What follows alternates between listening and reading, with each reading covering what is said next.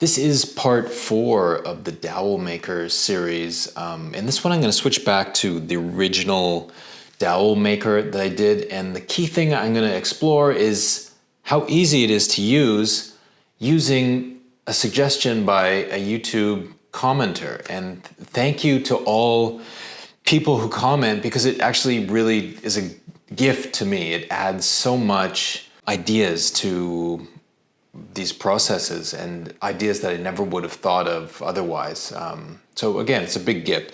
The thing I'm going to explore today is the use of the Amana tapered bit. A lot of people had the suggestion of dialing this thing in using a tapered bit or like a 45 bit, but there's actually one bit that's like a long 3-degree tapered copy bit that is really well suited to this, and it allows very fine adjustments. If you want to see way more detail on how this thing works, what it actually does, you'll have to go back in time a little bit, because I'm not going to go over that again today, but I'm just going to use the bit very quickly. Today I'm going to make arrow shafts for arrows, and I'm going to put together a rudimentary arrow.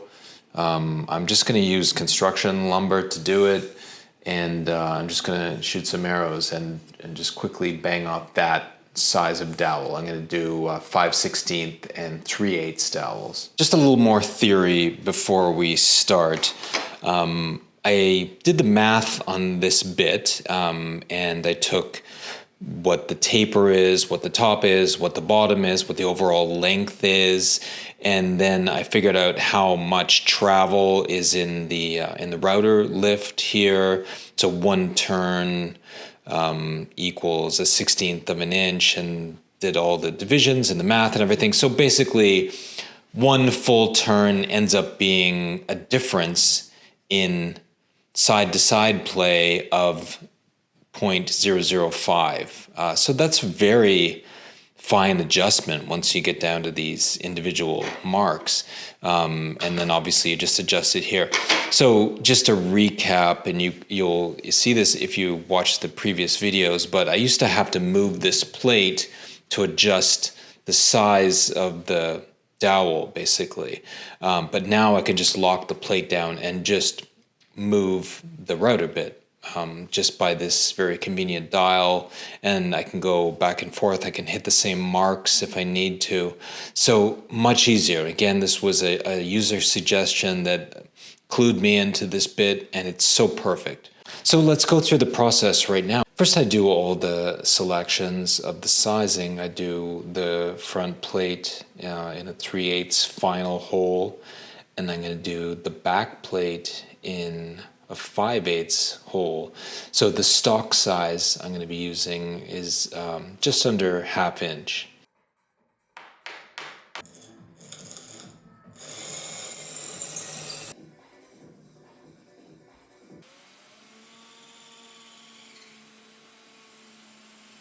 So after I had my shafts made, I sanded them.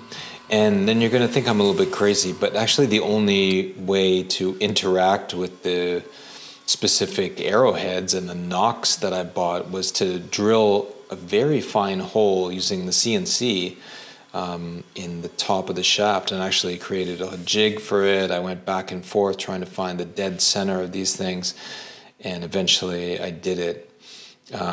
But yeah, this is probably not the best way to make an arrow. It's probably better use capping methods or some sort of bullet head or something like that.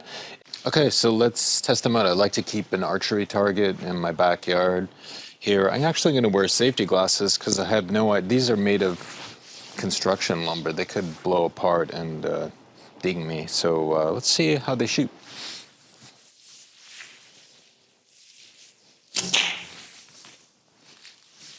Not bad, not bad. Let's try a longer one. This one is actually 30 inches, I think. Okay, that was a little weird. Okay, now here's a 3/8. Oh my God, this thing's huge.